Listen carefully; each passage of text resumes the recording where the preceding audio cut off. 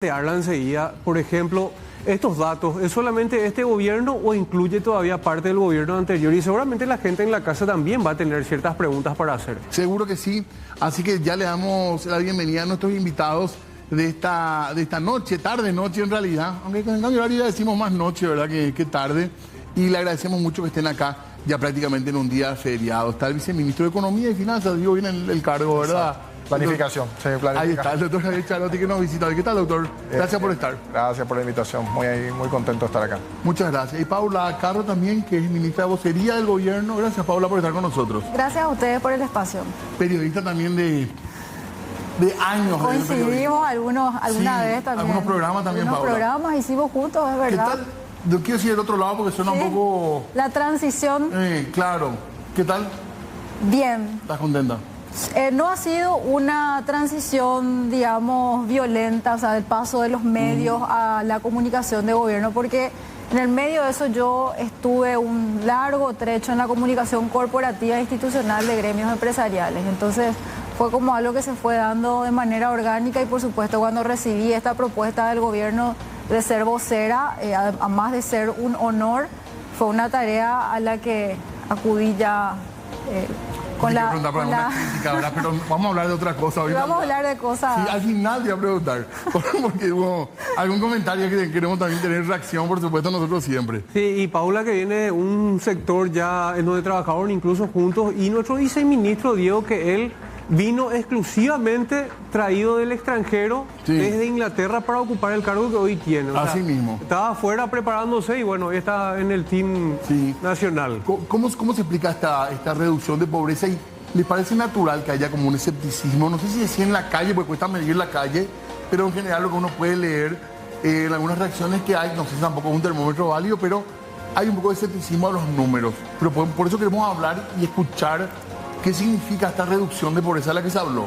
Yo estoy segura de que acá Javier puede hablar con muchísima más propiedad que yo en cuanto a la metodología que se usó y explicar exactamente por qué sí se puede tomar como referencia esta información. Pero quiero comenzar diciendo que el gobierno del Paraguay, el gobierno del presidente Santiago Peña, no está satisfecho con los números en el sentido de que mientras haya un solo paraguayo en situación de pobreza o en situación de pobreza extrema, pasando hambre, ninguno de nosotros debería estar satisfecho. Todos tenemos que estar pensando en cómo apuntalar mejor los programas sociales y los programas de largo plazo, ya las políticas de Estado para sacar a todos nuestros compatriotas de la pobreza. Sin embargo, los datos son muy importantes porque los datos ayudan a focalizar políticas públicas, a actuar con más puntería. Y eso es lo que se está buscando. El combate a la pobreza es una prioridad del presidente Santiago Peña, para lo cual se ha reformulado completamente el trabajo del Gabinete Social,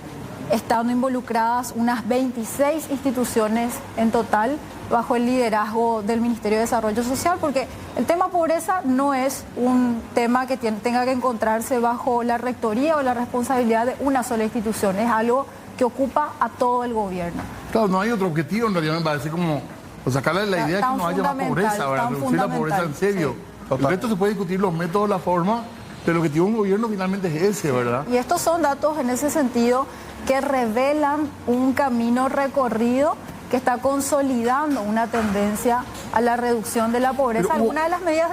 Algunas medidas que se han tomado también en el corto plazo, ya durante este gobierno. Quería hablar un poco de la metodología, porque cambió eso, ¿verdad? Ya no es más trimestral la medición. Sí. Eso incide, digamos, en el número.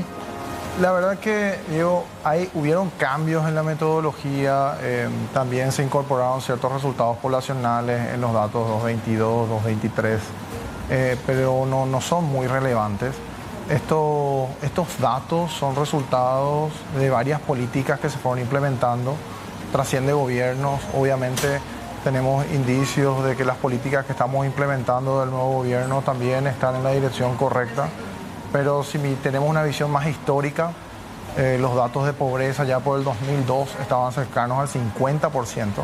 Y esto se fue reduciendo a medida que el país se fue desarrollando, tuvo un crecimiento económico más importante, una inflación más estable y predecible. Entonces hay varios factores que explican esta reducción de la pobreza.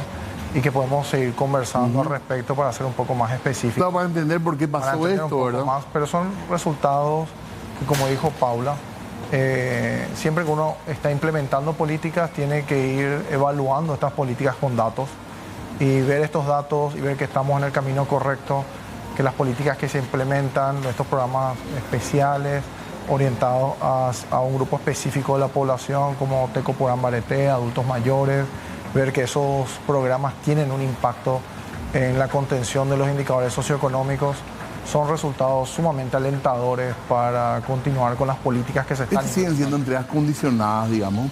Claro, tiene varios factores que inciden en si uno puede clasificar o no para estos programas.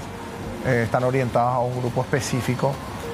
Cuando empecemos a hablar de los principales factores que incidieron en la reducción, podemos tocar eso un poco más a profundidad. Antes, nomás para poner en contexto, ¿verdad? Por ahí la gente no está habituada y se habla de general de pobreza y de pobreza extrema en cuanto a los ingresos que tiene cada persona, ¿verdad? Claro. Así se define que es una persona que está en condición de pobreza o una persona que está en condición de pobreza extrema. Exacto. Depende del ingreso que tengan. Depende de los ingresos que tengan. En este momento, el que no puede satisfacer una canasta básica está debajo de la línea de pobreza, así es, claro, el indicador. Claro, es una canasta, un costo de vida que incluye alimentos y no alimentos, también incluye servicios. ¿Cuántos por día sería per cápita para tener en cuenta un extremo, una persona en la extrema pobreza, cuántos guaraníes por día tiene para comer y una persona en la línea de pobreza, cuánto, viceministro? Para que el que está viendo pueda entender. Un poco, depende si es zona urbana o zona rural, pero estaría un poco cercano a los 400.000 guaraníes mensual por persona.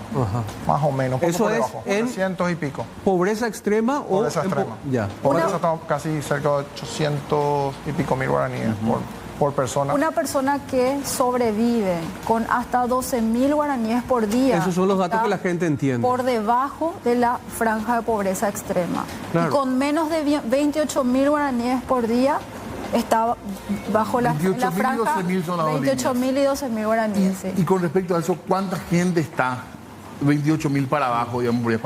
¿Qué cantidad de personas son en total?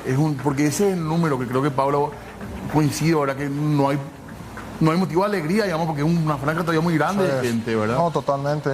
1.3 millones de personas en la línea de la pobreza total y 289.000 pobreza extrema. O sea, es un número importante y ese es el desafío. Ese es el desafío. Sí, pero yo entiendo también que el mensaje que sale a dar el gobierno es, Diego, de comunicar este resultado. La gente, yo vi que estaba hablándolo como si fuera que el gobierno estaba festejando estos resultados. También con la aclaración de Paula me doy cuenta que más bien salen a comunicar estos resultados. Pero le dio mucha importancia al gobierno, el aparato comunicacional, quiero ver. O sea, porque se hizo conferencia, o sea, se le dio destaque a esto. No digo que estén contentos, pero le dio mucho destaque. Es lo que correspondía, porque son datos que van a ser tomados como base para evaluar el transcurso de ciertos programas. Y de hecho, lo que decía al inicio, un poco, el tema pobreza es una prioridad del presidente Santiago Peña, y sobre la cual se va incluso, no sé a cuál cámara yo estoy mirando, entre paréntesis, creo que esta es la que tengo que dirigirme. Sobre la cual inclusive, a ver, no es casual que hoy el gabinete social esté integrado por todos los ministerios. No podemos decir que pobreza es un tema que le ocupa solamente a economía, solamente al MDS, no, les ocupa a todos. Salud, educación, Ministerio de la Mujer, Ministerio de la Niñez, de la Juventud, de Obras, Ministerio del Interior, absolutamente todos. Y dice el presidente, lo ha dicho en las sucesivas reuniones, que la gestión de todos los ministerios va a ser evaluada en el corto plazo en base a los resultados que se obtengan también en materia de pobreza. Y cuando decimos corto plazo es este mismo año. Él espera que este mismo año se reduzca aún más la pobreza. Y en cuanto a las causas que incidieron, que se pueda decir hoy que bajó este número, claro, si podemos hacer un poco más hincapié en eso, viceministro. Y mira, nosotros tenemos... Una fue la ayuda económica del gobierno, digamos, del Estado a la gente más vulnerable. Me gustaría primero dar el contexto de cómo estuvo la economía, que me parece que es relevante, porque ahí es muy importante destacar el crecimiento económico 2023. De hecho, que nosotros tenemos un gráfico muy interesante sobre que relacionamos pobreza, el crecimiento, el PIB per cápita, y eso muestra la tendencia decreciente que existió desde el 2002 con índice de pobreza bastante alto. ¿Puedo enviar esos gráficos para poder mostrarlo a la gente mientras hablamos? Le paso después, son muy interesantes. Empiezan en el 2002 con niveles de pobreza cercanos al 50%, y a medida que la economía va creciendo, ese indicador va disminuyendo, ¿verdad? Y justamente en 2023 el Banco Central publicó sus nuevos datos de crecimiento económico, estuvo por encima de lo esperado, estuvo en 4.7, la expectativa estaba en torno al 4.5, y lo relevante ahí es que en los primeros trimestres los principales drivers del crecimiento fueron agricultura y la producción de energía, básicamente.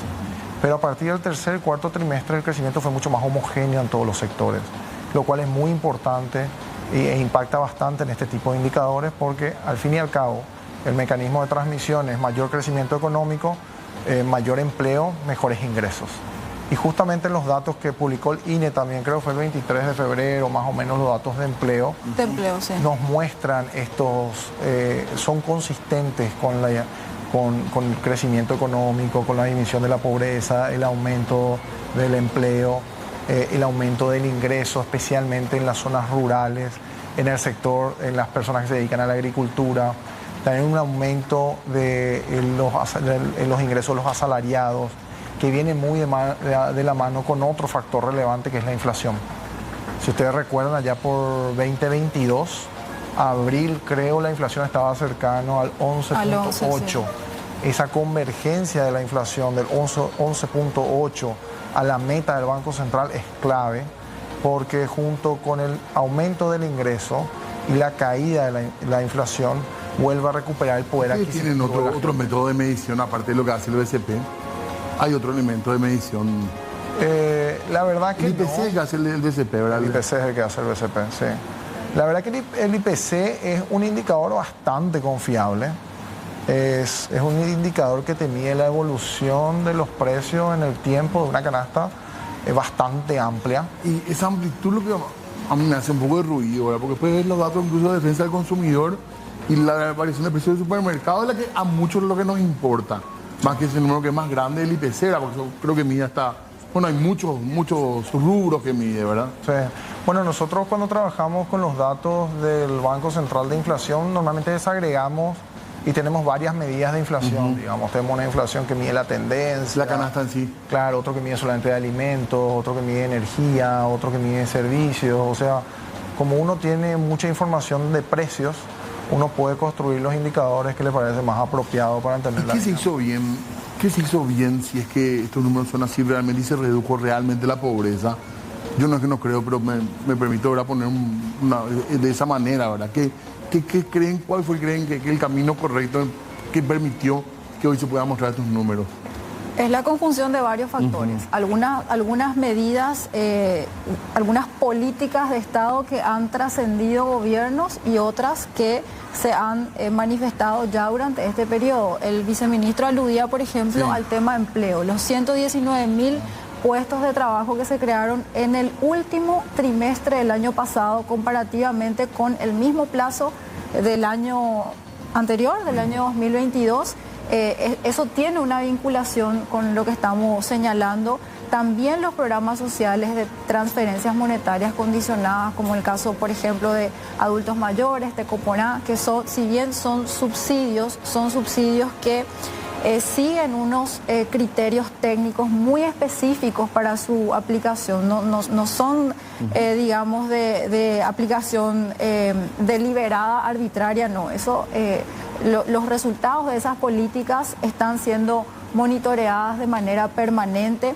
El buen desempeño económico que se ha tenido el año pasado, que fuimos líder de crecimiento a nivel regional, ¿verdad? El 4,5% del PIB que tuvo Paraguay el año pasado, el buen desempeño en el campo. O sea, hay una conjunción de factores, algunos de los cuales ya se dieron durante el presente gobierno, que hablan de una tendencia que se está consolidando y una dirección que también tenemos que tomar, ¿verdad?, en materia de programas sociales.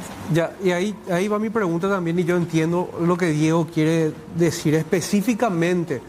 ¿Qué es lo que hizo que esto pueda ayudar a conseguir estos números? Por ejemplo, que se haya tomado una medida desde el gobierno de mantener y congelar, por ejemplo, el precio del combustible, que finalmente influye esto, porque la gente se hace este tipo de cuestionamientos, ¿verdad? Y yo entiendo, viceministro, que vos estás acá para explicar los números, la parte técnica, y que está la vocera del presidente de la República para hablar de políticas públicas y también para hacer una voz política, ¿verdad? Porque esto tiene un mensaje político.